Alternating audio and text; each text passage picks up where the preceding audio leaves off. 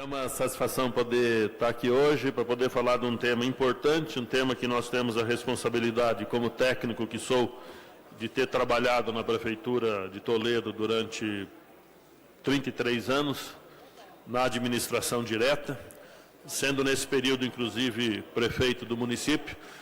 Queria tratar de um tema importante para os dias de hoje. Um tema que fala sobre as nossas cidades, um tema que fala sobre um problema que nós estamos vivendo constantemente, que são as inundações nas áreas urbanas.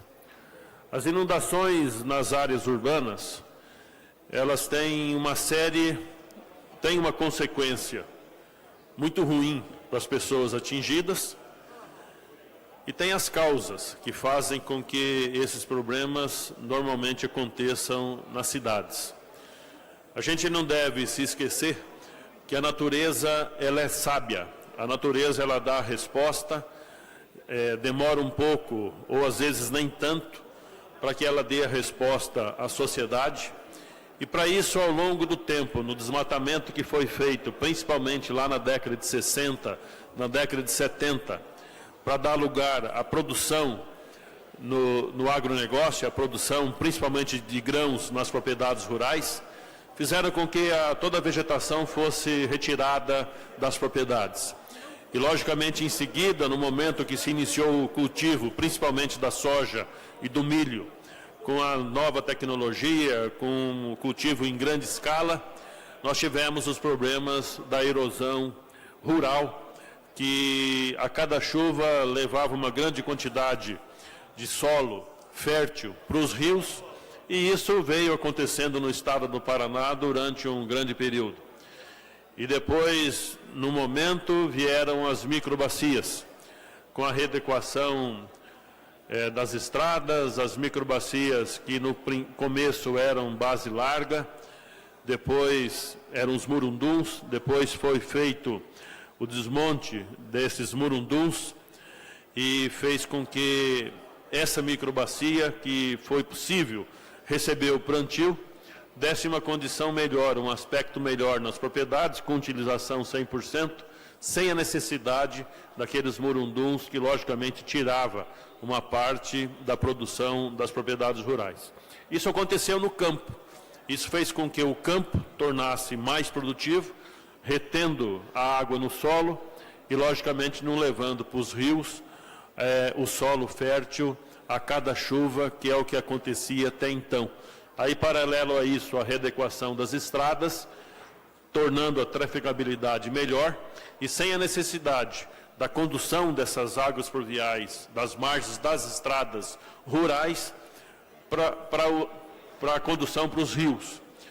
Isso no Paraná, tanto nas áreas de plantio como nas áreas de pastagem, já é uma realidade, melhorando a condição dos rios e, logicamente, evitando que esse solo fértil fosse dirigido até os rios.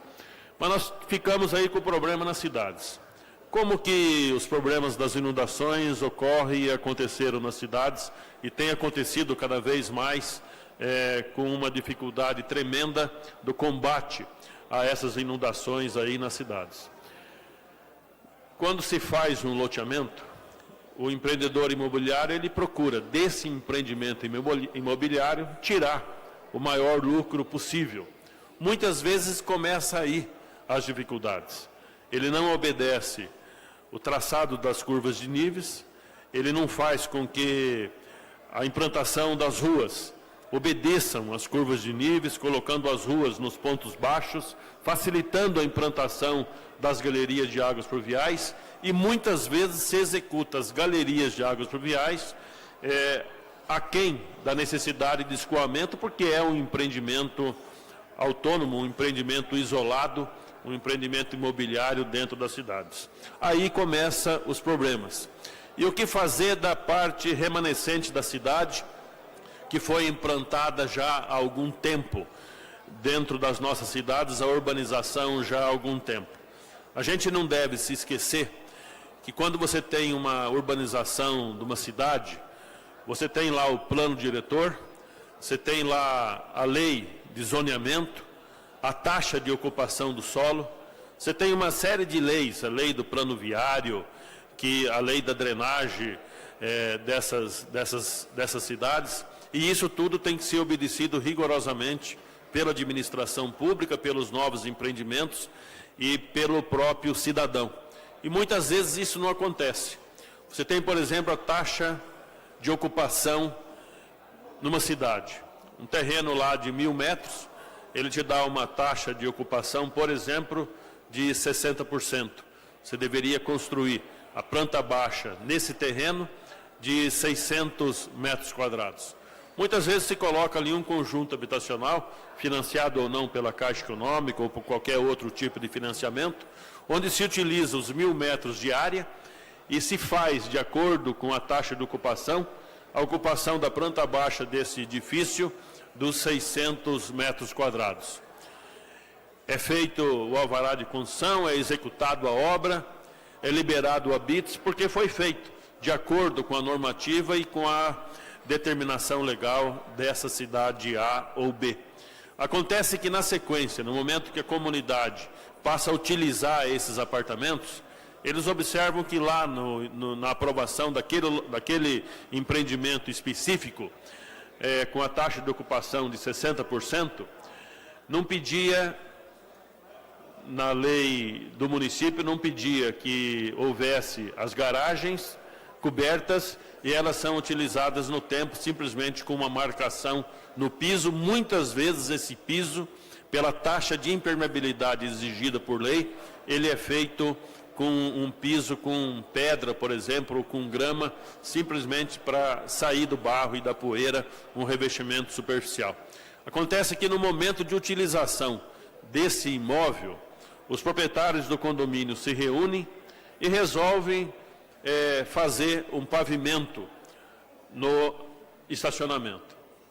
Aí já está infringindo a lei. Não existe a infiltração das águas pluviais nesse saldo de 400 metros quadrados de terreno e automaticamente toda a precipitação se dirige para as ruas, para a galeria de águas pluviais e são dirigidas aos rios, aumentando a taxa de contribuição e, logicamente, a canaleta dos rios não suporta essa vazão e aí começa a acontecer o transbordamento dos rios dentro das cidades. E mais à frente se faz uma ação mais regular ainda. Se cobre os estacionamentos. Aí pode ser lá com mais, suponhamos, 300 metros quadrados. Então você tem uma taxa de ocupação de 600 metros, num terreno de 1.000 metros quadrados, taxa de ocupação de 60%, e você, fora a determinação legal, porque já pegou o habites, você faz lá um estacionamento de mais 300 metros quadrados. Então você fica com uma taxa de ocupação irregular desse imóvel de 900 metros quadrados. Aí você imagina isso acontecendo numa cidade em série. Acontece num terreno hoje, acontece num outro terreno, mais um daqui 60, 90 dias. O ano que vem acontece em mais 10, 20, 30 loteamentos, terrenos daquela bacia, daquele rio que atende aquela área urbana de uma cidade, e isso vai se somando gradativamente. E é lógico, o projeto de galeria de águas pluviais, ele prevê na rede um tempo de recorrência de 3 anos, ele prevê no emissário um tempo de recorrência de 10 anos, e isso dificulta, no momento que você faz um cálculo real, dificulta na prática, porque você tem no cálculo que era feito com um índice de permeabilidade X, você tem praticamente dobrado esse índice, utilizando, logicamente, o escoamento da água mais rápido para os rios. Então, aí que eu quero chegar. A sociedade tem que ser observadora, tem que cumprir as determinações legais da cidade, construindo exatamente aquela taxa de construção que pede a lei da sua cidade, a lei do zoneamento, fazendo com que, de zoneamento e de ocupação de solo, fazendo com que a taxa de permeabilidade do terreno, da sua área, ela seja cumprida, para que a gente tenha condição de não ter esses altos graus e índices de inundação nas cidades, nas áreas urbanas. Por favor, um minuto para concluir.